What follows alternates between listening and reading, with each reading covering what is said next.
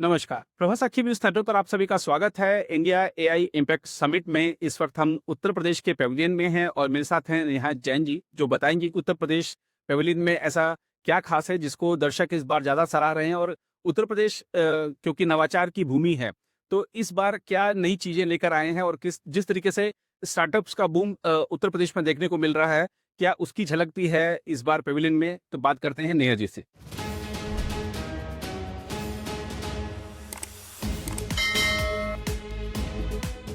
जी, बताइए इस बार क्या है खास गवर्नर ने?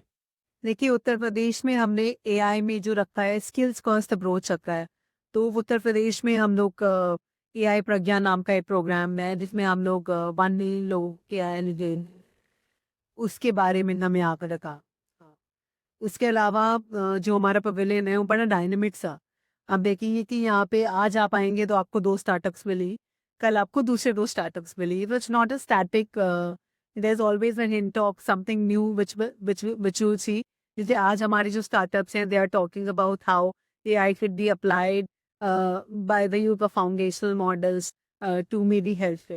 सो कल आपको कुछ एग्रीकल्चर का वो अलग-अलग स्टार्टअप्स बता रहे हैं। एक हॉट स्टॉल जिन लोगों को इंटरेस्ट कर रहा है पूछ एआई का।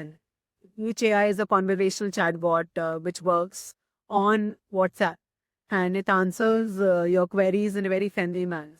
इसी तरह से हमारा एक जार्डिस का सिस्टम है जो कि प्रिजन में किस तरह से वीडियो एनालिटिक्स करके जो रोग एलिमेंट्स हैं उनको आइडेंटिफाई है। Prison surveillance system.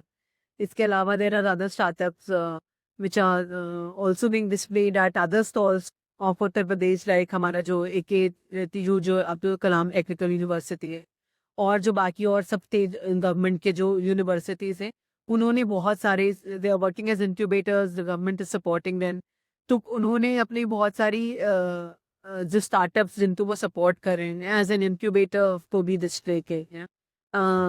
There are stalls of other companies way you find use cases which they have deployed in UP, like IDEL is working on their GovTech Center of Excellence। तो आपको IDEL के stall में UP की चला पीके ही stall में आपको UP नहीं मिलेगा, आपको बहुत सारे अन्य स्टॉल्स में भी यूपी की चला।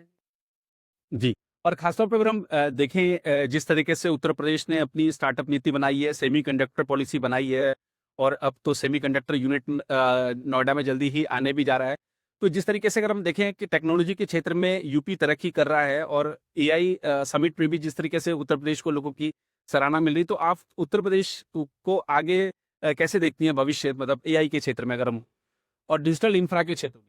जी, जैसे डिजिटल इंफ्रास्ट्रक्चर, चाहे एंड यूजर डिवाइसेस जो हम लोग एज डिवाइसेस बोलते हैं, वो प्रदेश के हर बच्चे के हाथ में टैबलेट स्मार्टफोन लेना हो या फिर बड़े बड़े डेटा सेंटर सेटअप करना हो या फिर इस बार जैसे हमारे बजट में डेटा सेंटर क्लस्टर पॉलिसी है ये, तो गवर्नमेंट का बहुत फोकस है कि एक रोबस्ट इंफ्रास्ट्रक्चर होना चाहिए। जो डिजिटल कनेक्टिविटी है वो गांव गांव तक पहुंचनी चाहिए, उसका बहुत ज़्यादा फोकस है प्रदेश का। उसके साथ ही अगर आप इस बार for यूपी का बजट देखेंगे तो एक नया यूपी एआई मिशन लॉन्च किया गया है। जो एआई मिशन के तहत 2000 करोड़ का एक ये मिशन, जो यूपी एआई मिशन है, वो सभी पहलुओं पे जोर देता है। साथ ही टेक युवा समर्थ युवा करके किस प्रकार से एआर वीआर बेस्ड एजुकेशन बच्चों को दी जा सकती है। एक यूपी की न्यू एंड इमर्जिंग टेक्नोलॉजीज का एक फंड दिया गया है। So there are so many new things which UP is doing in this in the field of take.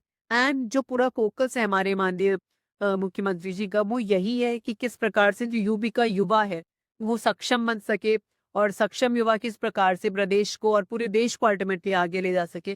यही परिकल्पना करते हुए अधिक से अधिक स्कीम्स और जो भी फंड अलॉटमेंट है वो टेक बेस्ड किया गया है।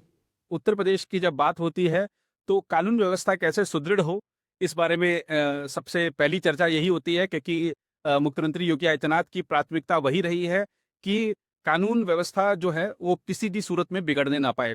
और एआई का उपयोग उसमें कैसे हो सकता है, इसके लिए जो राज्य सरकार है तमाम तरह के प्रयास करती है। हमारे साथ आईआईटी कानपुर से हैं यहाँ पर, जो बताएंगे कि एआई का किस तरीके से उपयोग उत्तर प्रदेश में अपराध पर नियंत्रण और अपराधी पर शिकंजे कसने में किया जाता है। जी भैया, आपका शुभ नाम? मैं वेंकटेश का है। हाँ। आई एम फ्रॉम साइबर चक्र टेक्नोलॉजी। एक्चुअली हम लोग का स्टार्टअप आईआईटी कानपुर से बेस्ड है।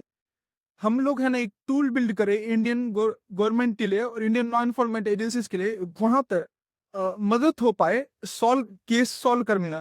केस कैसे, साइबर जो विजुअल क्राइम जो दिन ब दिन बढ़ते जा रहा है, उसको सॉल्व करने में हम लोग गवर्नमेंट हेल्प है। हम लोगों ने कुछ सॉफ्टवेयर बनाए हैं जहां से आप जो इन्वेस्टिगेटर होगा, एग्जामिनर होगा, जो बेसिकली बहुत आसानी से डेटा एक्सट्रैक्ट कर पाएगा फोन से, जहां पे कुछ एलएलएम के पैरामीटर से थ्रू, जो कि एआई के पैरामीटर थ्रू इजीली जो इन्वेस्टिगेटर है इजीली जो कल्प्रिट है वहां तक पहुंच पाएगा। इस वजह से इस तरीके से हम लोग को कुछ वर्क है। बेसिकली हम लोग फर्स्ट एक्सट्रैक्शन करते हैं, इसके बाद एनालिसिस। इस समय हमें सारे पैरामीटर्स दिख जाएंगे, जिसे आपकी डिलीटेड चैट्स हो गई, अनलोकेटेड मेमोरी हो गई, फोन की चैट, एसएसडी की सारी चीजों। इसी तरह से हम लोग एनालिसिस में जो कल्प्रिट है उसको पहुंच सकते हैं। आपके सॉफ्टवेयर का नाम भी क्या आपका? जी, हमारा सबका नाम साइबर चक्रा मोबाइल फॉरेंसिक सूट है। जी। और क्योंकि आप साइबर सिक्योरिटी से संबंधित क्षेत्र से हैं, तो आज की दुनिया में जब एआई का उपयोग बड़ी तेजी के साथ बढ़ रहा है, तो और खासतौर पे ह्यूमन सेफ्टी के लिहाज से देखें, तो बच्चों के लिहाज से देखें, तो बड़ी चिंताएं भी उभरी हैं। तो आपको एक युवा होने के नाते और एक साइबर एक्सपर्ट होने के नाते आप क्या सुझाव देना चाहेंगे?